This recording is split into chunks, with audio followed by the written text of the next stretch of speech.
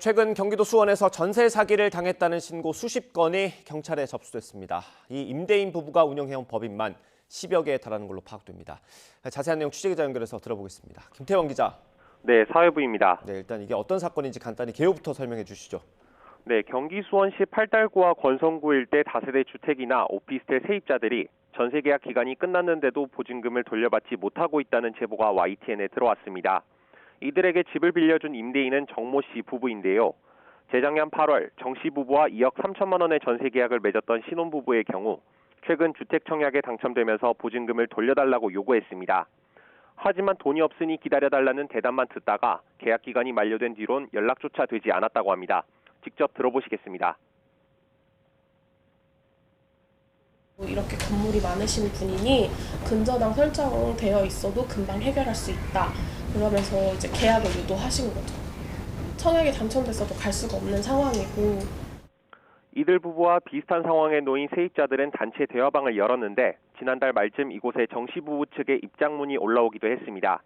지난해 말부터 계속해 금리가 오른 데다 전세가도 떨어져 버티기 어려운 상황이 됐다며 다시 임대를 내주기도 쉽지 않아 방법이 없다고 호소하는 내용이 입장문에 담겼습니다. 다만 세입자들이 들어가 있는 집을 먼저 살 수 있게 하거나 전세보증금 반환 보증보험에 가입할 수 있게 돕는 등 상황을 해결해보겠다고 덧붙였는데요. 하지만 정 씨 부부는 세입자들의 개별 연락에는 여전히 답하지 않고 있어서 보증금을 영영 잃어버릴지 모른다는 우려는 점점 커지고 있습니다. 네, 그럼 경찰 수사는 어떻게 진행되고 있습니까? 네, 현재까지 경찰에 접수된 고소는 50건이 넘습니다. 피해자들 대부분은 정 씨 부부가 잠적하면서 1억 원 안팎의 전세 보증금을 받지 못했다고 주장하고 있습니다. 고소인들이 주장하는 피해액을 모두 합치면 70억여 원에 달하는 것으로 파악됐습니다. 사건 수사를 맡은 경기 남부경찰청 반부패 경제범죄 수사대는 정 씨 부부와 부부 소유의 법인 등을 포함해 모두 5명을 사기 혐의로 입건해 수사에 착수했습니다. 또 해외로 달아날 가능성에 대비해 이들 부부를 출국 금지했습니다. 경찰은 우선 고소인 진술을 토대로 정확한 피해 규모와 상황을 파악하고 있는데요. 앞으로 강제 수사에 나설 가능성도 배제할 수 없겠습니다.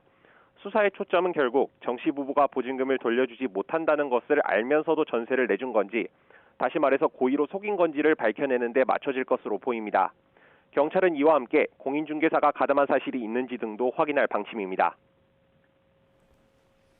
네, 경찰에 신고된 것보다 피해자가 더 많을 가능성도 있습니까? 네, 정 씨 부부는 지난 2014년부터 지난해 사이 경기 수원과 화성, 용인에서 부동산 임대업 관련 법인 10여 곳을 설립해 운영해온 것으로 드러났습니다. 법인 상당수가 부동산 시장이 과열된 지난 2020년에서 재작년 사이에 세워졌는데요.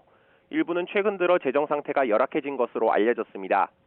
이른바 무자본 갭 투자에 뛰어들었다가 부동산 시장이 얼어붙어 자금 사정이 어려워졌다면서 보증금을 돌려주지 않았던 이전의 전세 사기 사례와 비슷한 상황으로 풀이됩니다. 또 이들 법인이나 정 씨 가족 명의의 건물이 수원과 화성 일대에만 40여 채에 이르러 피해 신고는 앞으로 더 이어질 수 있겠습니다.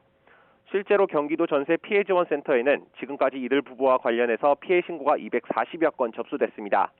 고소된 건수의 5배에 가깝습니다. 이런 가운데 피해자들 모임은 돌려받지 못한 보증금이 453억 원에 달한다는 자체 집계 결과도 내놨는데요. 전세 계약이 아직 끝나지 않았거나 피해 사실 자체를 모르고 있는 세입자까지 포함하면 그 규모가 더욱 커질 가능성도 배제하기 어렵습니다. 지금까지 사회부에서 YTN 김태원입니다.